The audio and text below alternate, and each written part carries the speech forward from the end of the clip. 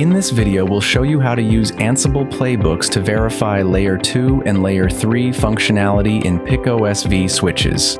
PicOS-V, the virtualized edition of the PicOS Network Operating System, enables zero-cost validation of L2/L3 features through tools like Ansible playbooks. AmpCon-DC is a management platform designed for PicOS data center switches that offers day 0 to day 2 plus capabilities, supports custom workflows using Ansible playbooks for scheduled tasks, and easy-to-read reports. Here's how to run an Ansible playbook from AmpCon-DC to verify MLAG functionality, which we use here as an example to demonstrate Layer 2 and Layer 3 verification. First, create a group of spine switches. Playbooks run on device groups, so add the spine switches to a new group. Next, create the playbook.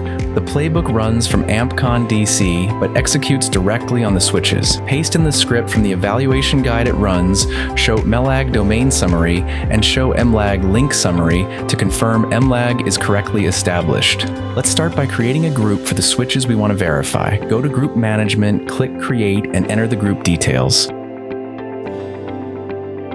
Then edit the group to add the spine switches. Now we have a group ready for MLAG validation. Here's the group with 2 switches included. You can also preview the topology here. Next, let's create the playbook. Go to the Playbook section, click Create, and enter a name and description.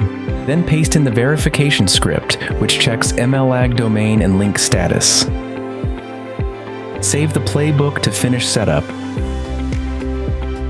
Now we run the playbook. Select it, choose the switch group, and proceed with the default settings. Click Run Now to start the task. Once the task is running, go to the Ansible jobs list to track progress. After a short wait, the status changes to executed. Click into the results to confirm success.